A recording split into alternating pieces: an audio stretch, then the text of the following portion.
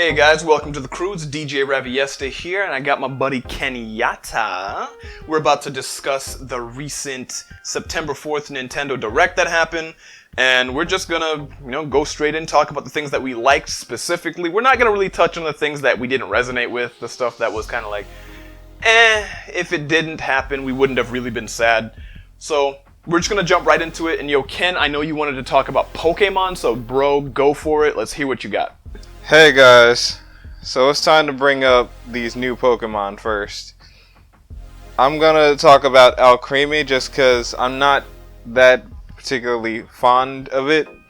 But, I mean, it's interesting for flavor, for the region.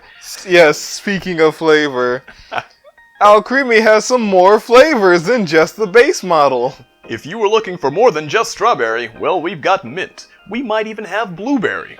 But let's wait until November 15th to find out. Yes. And now I'm wondering if that's what the Gigantamax form is supposed to represent. All the flavors that make up the layers for the form. Yeah, that's a good point. That might be the case. Like, honestly, I wouldn't put it past the Pokemon team to do something like that. So yeah, I that might be it. That just might be it. And now on to Creme Rant. I believe that's how you say it? Yes. That bird with the fish in its mouth. The very inappropriate bird. I'm sorry, but I like the mechanic gulp form strictly as a mechanic. I do not like any of the aesthetics of this bird, nor its gulp form. So what it does is, when it uses an attack, I believe it's a damaging attack, it gets a fish stuck in its throat.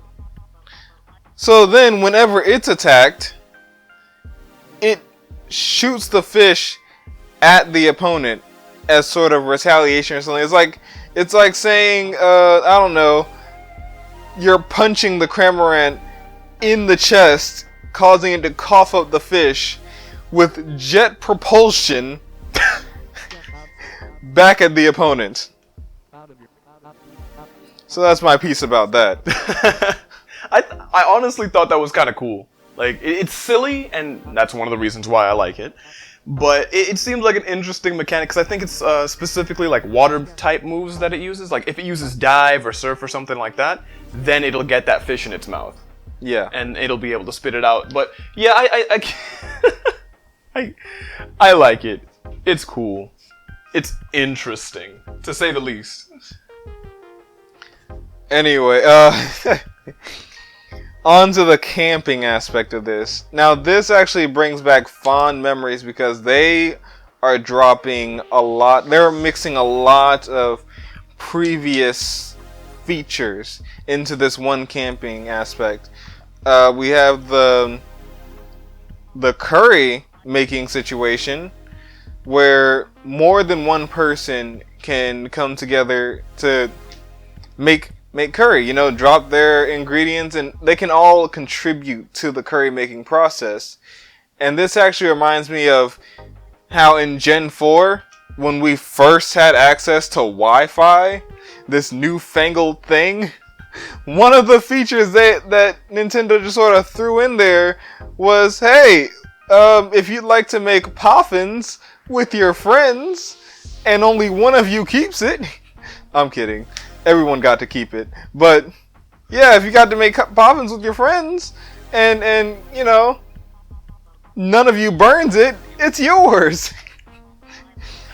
And, it seems like you're gonna have to be quite delicate in the curry making process, seeing as how, when it's finished, it just lights a flame, like a nuclear bomb or something. Yes, so I'm getting vibes from like Pokemon and Me and stuff like that, and like my friend also kind of compared it to Nintendogs at the same time, and I'm like, that's not fully inaccurate. I mean, it mostly because of the fact that you can play with your Pokemon right there, and then you can like throw like toys and stuff and play with them and everything.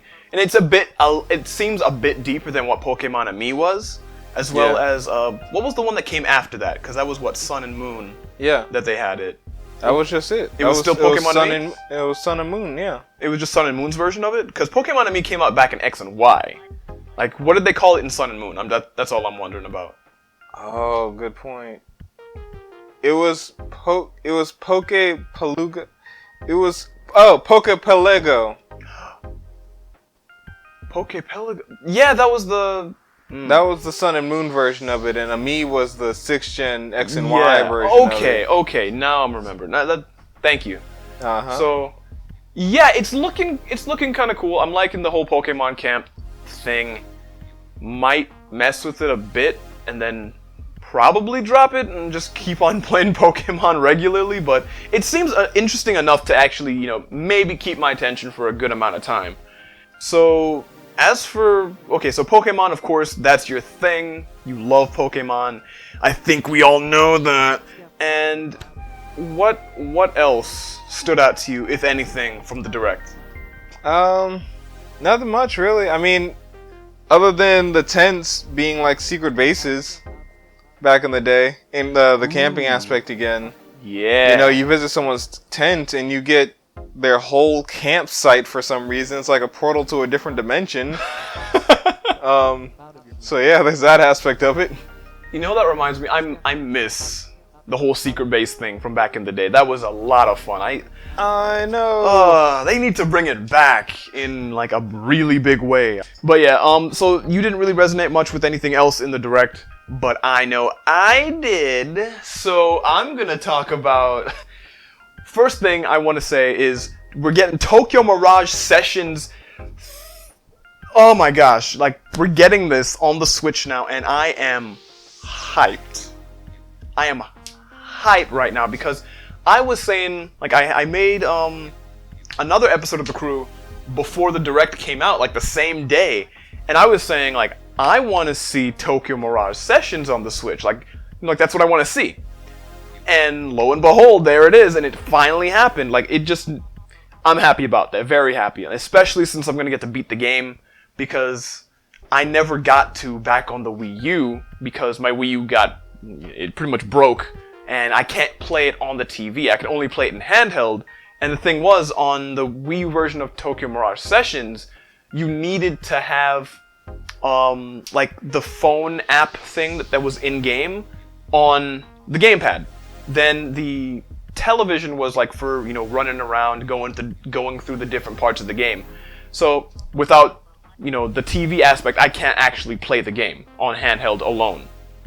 So that sucks. So Switch version, definitely gonna get it. Definitely gonna play through that game and finally beat the boss. If I don't fix my Switch in between now and January 17th. But either way, I'm still getting that game again just to play it because I loved it, absolutely did. On to another RPG that I was super happy to see. It actually brought a tear to my eye when I noticed what exactly it was, and that's Xenoblade Chronicles Definitive Edition. I remember just watching, like, it was, I think, at the end of the Direct, and, like, I knew something from Monolith was coming, and I just didn't see it throughout the whole thing. I'm like, okay, we've got to see something. I'm hoping it's Xenoblade Chronicles X, remake for the Switch. But I look at this thing, and I hear the music, I'm like, no. And then a second shot of, like, Gaur Plains, and I'm like, oh, no. They did it. They did it, and I was so happy. I was incredibly just ecstatic to know that game was going to be on the Switch in HD. Talk about glow-ups, let me tell you, ladies and gentlemen. Like, that game, back in the day, it didn't look the best, but it played amazingly. I played through that game, like, at least 3 times. Like, from beginning to end, 3 times. So, I know I'm going to be getting it again. I'm going to be playing it, going to have an enjoyable time. But, yo, Ken, have you ever played Xenoblade, Tokyo Mirage Sessions, any of those games? I've never played those, but if you ever invite me to watch you play them, sure, I'll check it out. Alright, well, cool. Then that means we both get to enjoy something awesome. So I think the last game from the Direct that really kind of did it for me. Because everything else that was there, like I loved Animal Crossing, I loved Luigi's Mansion, but I know for certain I'm already going to get those games, so I'm not going to really go too deep into those and what I felt about it from the Direct. But Rogue Company from hi-rez Studios looks pretty cool. I like that kind of game where it's, objective based and it's, class based, so you have different abilities depending on who you play as in the game. And I know I'm gonna enjoy that game because I'll have some people to play with, and I can't wait to see that one come out. I want to see how that plays. I think it's coming out, next year? Well, guys, that's gonna end it for us on this episode of The Crew. Thanks for joining us. It's been me, DJ Raviesta, along with my buddy Patch Lock. We call him Kenyatta, and yeah. Okay. Yeah, I'm outing you, sir. I'm outing you. I already introduced you as that in the beginning. Anyway, thanks for joining us. It was fun. It was a blast. We enjoyed talking about the Direct. We enjoyed watching the Direct when it happened. If you guys like hearing our opinions, our impressions, hearing us just discuss stuff about whatever gaming topic we choose for the day, well, and you know you do. And you heard the man. You know you do. Give us a like, subscribe, comment below on what you thought about the Direct. What did you like? Did you like any of the things that we brought up? Did you like something we didn't bring up? Let us know. We'd like to hear what you think. We will catch you guys later. See ya.